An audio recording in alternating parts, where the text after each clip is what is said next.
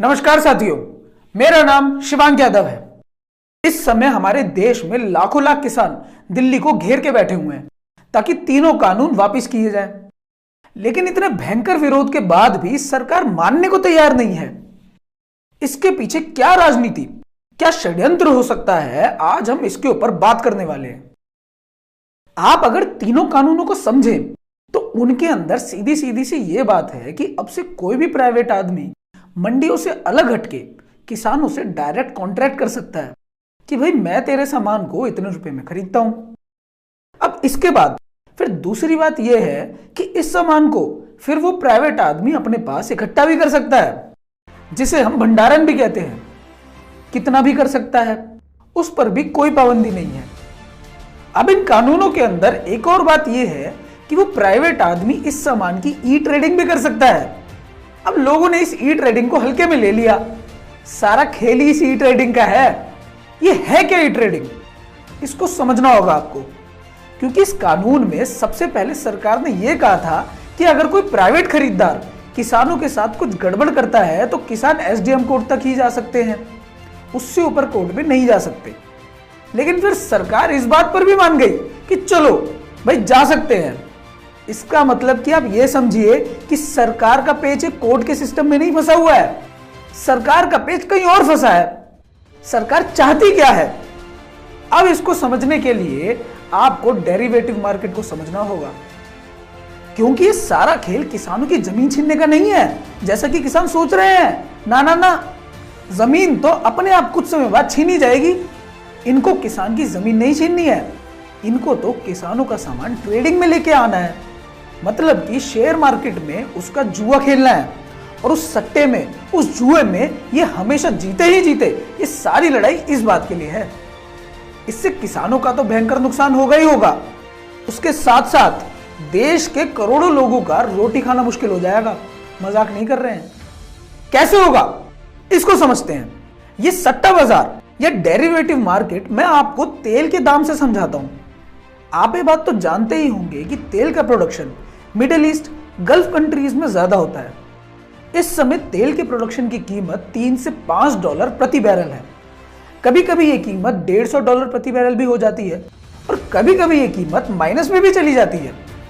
अब कभी तो तेल की कीमत अचानक से इतनी बढ़ जाती है और कभी कभी इतना नीचे गिर जाती है कि माइनस में चली जाती है। अभी 3-4 महीने पहले तेल की कीमत -$37 प्रति बैरल तक चली गई थी। आप सोच के बताइए, किसी चीज की कीमत माइनस में कैसे जा सकती है? ये सब कुछ होता है सट्टा बाजार या डेरिवेटिव मार्केट की वजह से। ये सारी बातें बैंकों का मायाजाल किताब में बिल्कुल साफ साफ समझाई गई हैं। अगर इन बातों को आप और गहराई से समझना चाहते हैं तो आपको बैंकों का मायाजाल किताब पढ़नी पड़ेगी, जिसे आप bankjal.com पर जाकर पढ़ सकते हैं। अब फिर से आते हैं सट्टा बाजार पर। सट्टा बाजार में सट्टा खेलने वाले दो बातों पर सट्टा लगाते हैं। या तो किसी चीज का दाम ऊपर जाएगा या फिर किसी चीज का दाम नीचे गिरेगा। अगर सट्टा लगाने वाले ने 10 दिन बाद तेल का दाम गिरेगा इस बात पर अपना सट्टा खेला है और सच में तेल का दाम नीचे गिर जाए तो वो सट्टा जीत जाता है, और अगर तेल का दाम नीचे नहीं गिरा तो वो सट्टा हार जाता है। इसी तरह अगर सट्टा लगाने वाले ने तेल का दाम उठने के ऊपर सट्टा खेला है और दाम सच में उठ जाता है तो वो सट्टा जीत जाता है।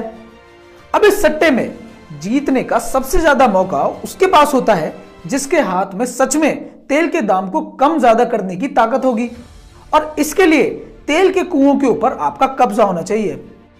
यह ताकत बड़े बड़े बैंकों के पास है, क्योंकि उनके पास पैसे बनाने की ताकत है।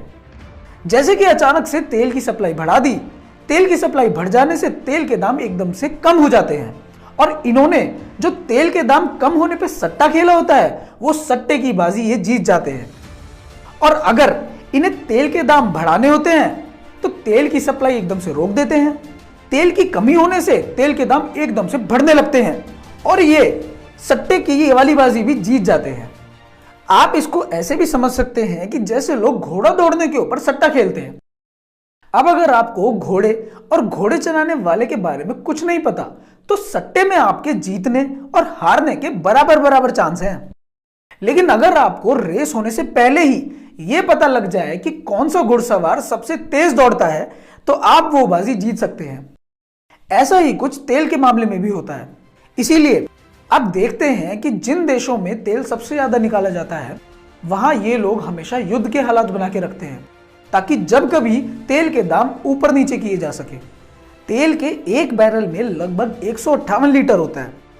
अब अगर इसको हम भारतीय रुपए में देखें तो तेल के प्रोडक्शन की कीमत 3 से 4 रुपए प्रति लीटर होती है। अब अगर आप तेल की रिफाइनिंग वगैरह, ट्रैवलिंग सब कुछ मिला जुला कर भी देख लें तो तेल की कीमत 10 रुपए प्रति लीटर से ज्यादा नहीं होती।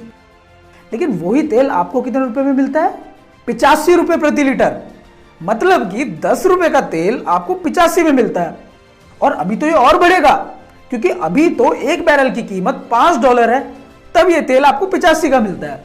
जब एक बैरल की कीमत $150 होगी तब इस तेल का क्या होगा, ये आप लोग खुद सोचिए। सद्दाम हुसैन का नाम तो आप लोगों ने सुना ही होगा।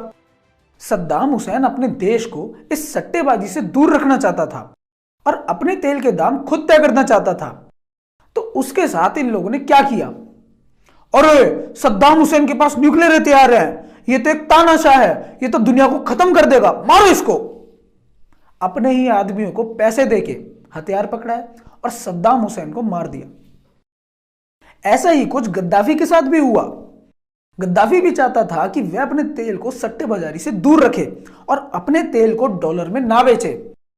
आप लोग जानते हैं गद्दाफी के समय में लीबिया के अंदर तेल की कीमत क्या थी?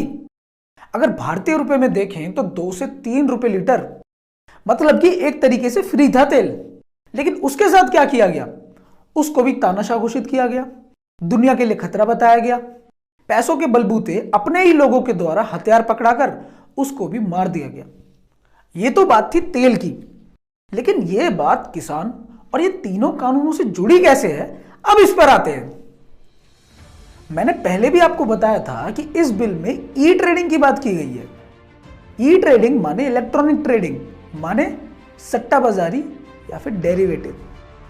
अभी तक किसानों के द्वारा उगाए जाने वाली फसलों पर जितना भी सट्टा लगाया जाता था, उस सट्टे में इन लोगों के जीतने और हारने के बराबर बराबर चांस रहता था, क्योंकि अनाज या सब्जियों के ऊपर इन प्राइवेट लोगों का कब्जा नहीं था। सट्टा सिर्फ अनुमान के ऊपर ही लगाया जाता था। लेकिन इन कानूनों के आने से सट्टा अनुमान के ऊपर नहीं खेला जाएगा, बल्कि सिर्फ जीतने के लिए खेला जाएगा। तीनों कानूनों में ये 3 बातें बिल्कुल साफ साफ हैं। पहला तो ये कि अब से प्राइवेट खरीदार किसानों से फसल खरीद सकते हैं। दूसरा ये कि प्राइवेट खरीदार किसान के साथ उसकी फसल खरीदने के लिए पहले से कॉन्ट्रैक्ट कर सकता है। और तीसरा ये कि प्राइवेट खरीदार उस फसल को खरीदकर जितना मर्जी इकट्ठा भी कर सकता है। इन कानूनों के बाद से अभी प्राइवेट लोग किसानों से कॉन्ट्रैक्ट करके उनकी उपज बहुत सस्ते में खरीद लिया करेंगे, खरीद कर उसको अपने पास स्टॉक कर लेंगे। और फिर सट्टा बाजार में ये लोग इस बात पर सट्टा खेलेंगे कि 15 दिन में प्याज के दाम नीचे गिरेंगे। सट्टा लगा लेने के बाद ये लोग अपने पास स्टॉक में रखी लाखों टन प्याज बाहर निकाल देंगे, जिससे बाजार में प्याज ही प्याज होगी और प्याज के दाम सच में नीचे आ जाएंगे। इससे ये सट्टे में जीत जाएंगे। ऐसे ही जब इस बात पर सट्टा लगाया जाएगा कि क्या प्याज के दाम ऊपर जाएंगे, तो प्याज को फिर से स्टॉक कर लिया जाएगा, जिससे बाजार में प्याज की कमी हो जाएगी और प्याज के दाम बढ़ जाएंगे। फिर से ये सट्टे की बाजी भी जीत जाएंगे। कानूनों में यह भी लिखा है कि राज्य सरकारें भी इस ई ट्रेडिंग पर टैक्स नहीं लगा सकती। अगर इस सट्टेबाजी पर ज्यादा नहीं, बस हर बार बेचने और खरीदने पर सिर्फ 5% ही टैक्स लगा दिया जाए ना, तो ये अगले दिन बंद हो जाएगा। इसलिए साथियों, ये कानून कोई छोटी बात नहीं है। सरकार ने ऐसे ही 3 कानूनों को पास नहीं कर दिया, इसके पीछे करोड़ों अरबों का बिजनेस है। तभी तो कुछ भी हो जाए, सरकार में बैठे लोग इन्हें वापस नहीं ले पा रहे। इन कानूनों से किसानों के साथ साथ आपकी जिंदगी भी जुड़ी हुई है। इसीलिए आपको किसानों के साथ तो इस लड़ाई में खड़ा होना ही पड़ेगा।